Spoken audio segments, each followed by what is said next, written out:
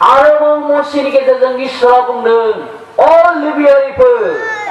नोंसोरो बे जि भागनि से भागखौ मोनदों नोंसोरो मोननानै बे जि भागनि से भागखौ गाव बाहायजोबनो मोननाय नङा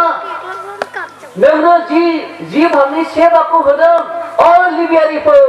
नोंसोरबो 10 भागनि से भागखौ होनांगौ होननानै इसोरा लेबियारिफोरखौबो बुंदों दिनै सोरबा सोरबा इसोरनि हाबा मावग्राफ्रा बुङो इसोरनि हाबा मावग्राफ्रानो 10 भागनि से भाग होनाङा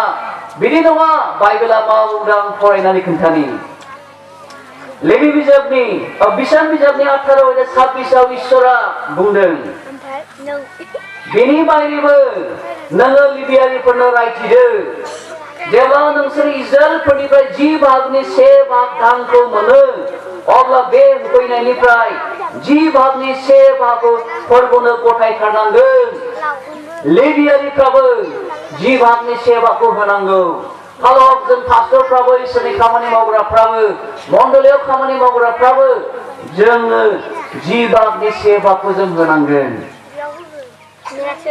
बाइबेलनि फोरोंनाया बे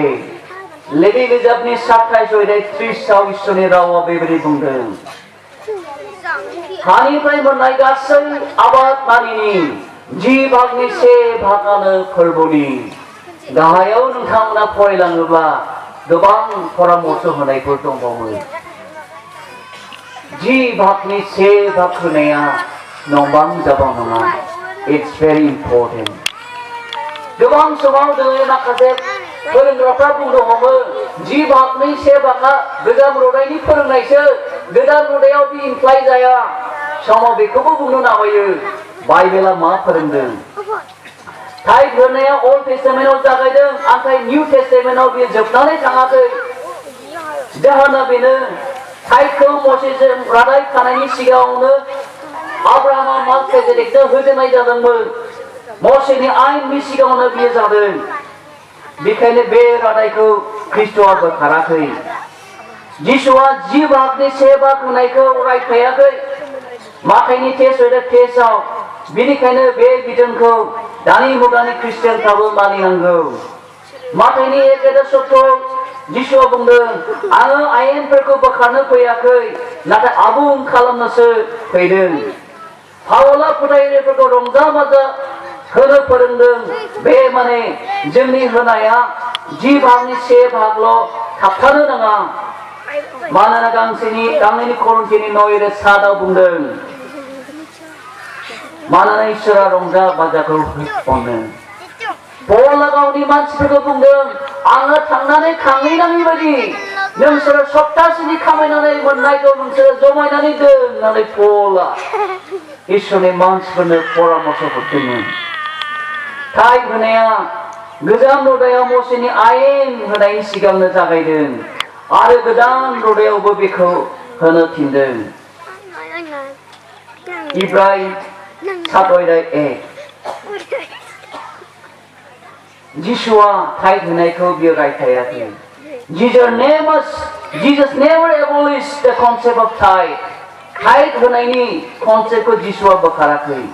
He never spoke against it. Tithe होनायनि हेंथायै जिसुआ माब्लाबाबो बुङाखै nor thought that it should end. बियो जोबनांगौ होननानैबो जिसुआ बुङाखै बाइबेला जोंनो फोरोङो जोंनि गासै दंनायफ्रा फोरबोनिसो बेनिखायनो 10 भागनि से भाग होनाया सर' खालामनायनि मोनसे स्टार्टिं बाहागो नाथाय बियो जोबथानाय नङा 10 भागनि से भाग होनाया जोंनि आत्मियाव जारनि खालामजानायनि स्टार्टिं बाहागो जों हायोब्ला बिनि बांसिनसो होनो सोलोंनो नांगौ It's a margin level of giving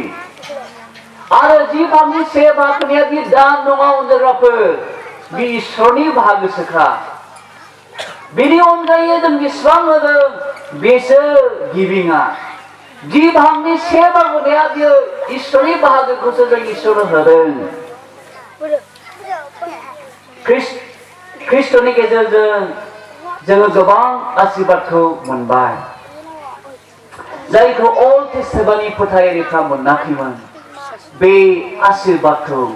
बे अनुग्रहखौ बे ग्रेसखौ दिनै जों मोननो हाबाय